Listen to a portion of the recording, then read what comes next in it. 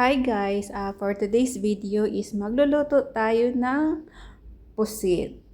So, yung pusit na yan, kailangan natin hugasan at linisan. So, ayan, tinatanggal ko lang yung mga laman sa loob ng pusit kasi pag ako naglilinis niyan, talagang tinatanggal ko. Lahat ng nasa loob, tanggal lahat. So, ayan. Kasi iba yung dito nila. Yung kulay ng hindi siya itim. Ayan. Same processing lang pa. Pag tanggalin lang lahat natin yung Tsaka yung sa ulo niya, yung matigas doon, kailangan din yung tanggalin. So, ayan, nagki-craving kasi ako nito guys, kaya ito yung gusto kong lutuin. And, isi-share ko sa inyo. Kasi hindi pa ako nagluto ng ganito. Nakikita ko lang sa sa sa Facebook. Nakikita ko lang 'yan na recipe or na luto. Kaya naisipan ko, sabi ko, matry nga yung pusit na ganun kung masarap siya. Kaya i-share ko sa inyo para masubukan nyo din guys. And kailangan lang natin siya hugasan ng madaming beses. And so, diba, malinis na siya guys. And gagawin natin dyan, i-blanch natin mamaya. Yung blanching guys, lang, para lang, matanggal lang yung slimy. Pagka-slimy niya. And then, kunti lang. Kunting blanch lang. Like 90 seconds. Ganyan. So, ayan, ulit-ulit kong hinugasan para talagang malinis talaga siya.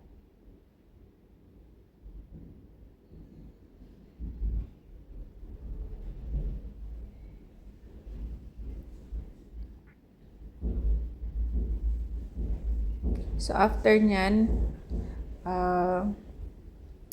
magpakulo tayo ng water. So, ayan, ikakat muna natin siya para maganda siya tingnan guys. Pag sa pagluto. Pero yung cut nyo, wag nyo agad as in, i-cut nyo talaga. Ayan lang. Para may design ba? Ano ba yan? Nagvo-voice over ako pero humihikab. Sorry po. So, ayan.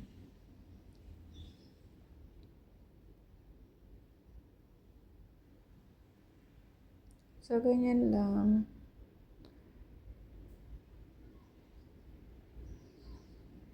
Ako kasi pag may kine-crave ako, talagang niluluto ko siya. Pag may ka lang pambili, why not, diba?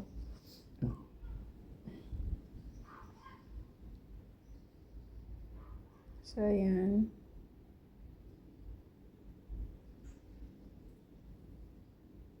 Ayan. Maglagay tayo ng water. And yung water, guys, kailangan nyo lagyan ng asin and ginger. Yung ginger.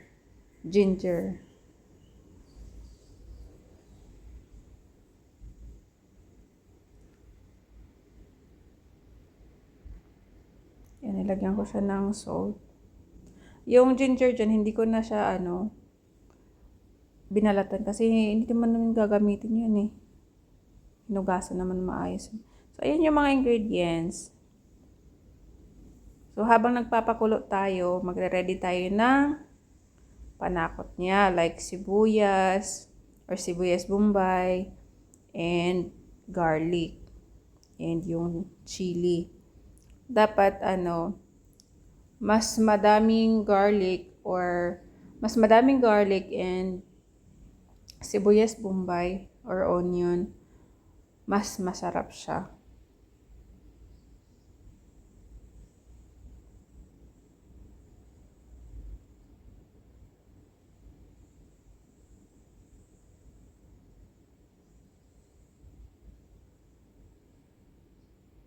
So talagang inubos ko yan lahat yung ano, yung isang bag.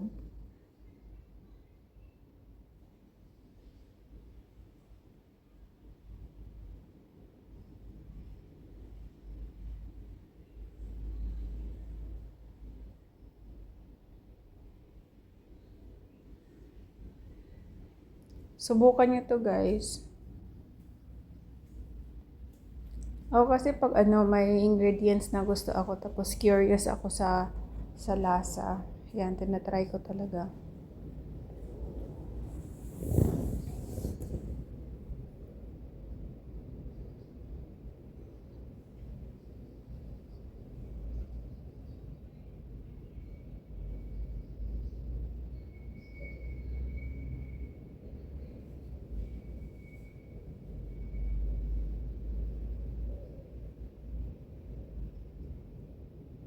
Ayan. Yung sibuyas lang talaga yung nagpapaiyak sa akin. Hindi nga ako pinapaiyak ng asawa ko, tapos sibuyas lang.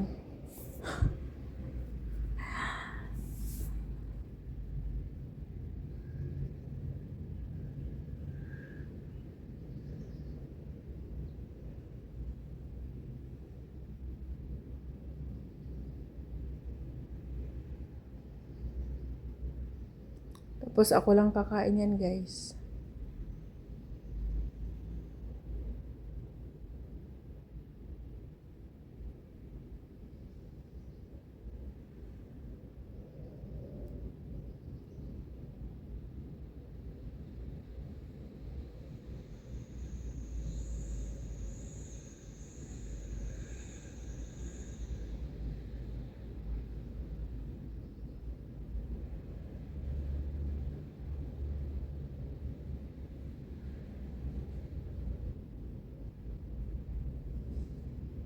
Yan, pwede rin ano, maulam din yung ano niya, yung ganyan.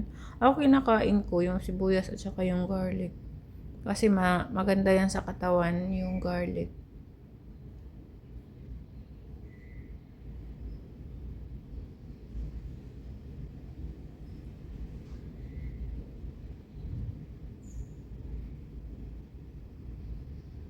Ayan, wala nang ano, wala nang tuloy-tuloy na yung video. Hindi ko na siya pinopost. Or stop.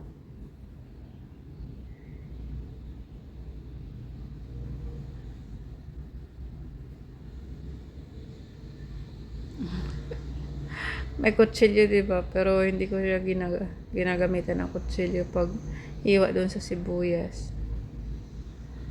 So, ayan. Ready na. Ayan, kumulo na yung Ayan, water. kumulo na yung water. Ilalagay natin yung ating Ilagay natin yung pusit. pusit. And i-boil lang Ang ng ganda ng saglit. pusit. Kasing ganda niyo. Saglit lang yung pag-boil guys. Sorry.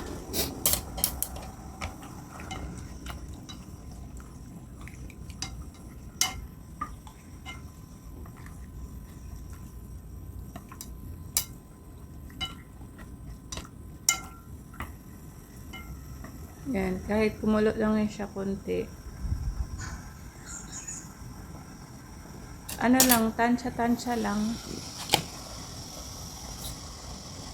Ako hindi na ako nagta-timer, pero mga 90 seconds or basta ano, i-ano nyo na, pag alam nyo na okay na. Pwede natin siya hanguin. Ang ano kasi, ang pagluluto kasi ng pusit, Ayan, tatanggalin na natin siya. parang pangmadalian kasi pag once na ayan, kumulo na, in-stop ko na yung pagka ano yan, in-stop ko na yung pork, and then ilalagay natin siya sa strainer. Ano, mag-i-elastic kasi pag once na yung pusit na sobrahan sa luto, ayan, mag-i-elastic yan. Ayan. It means titigas. Di ba ang ganda? Yun yung ano, Maganda technique siya. sa mga ano, sa mga seafoods.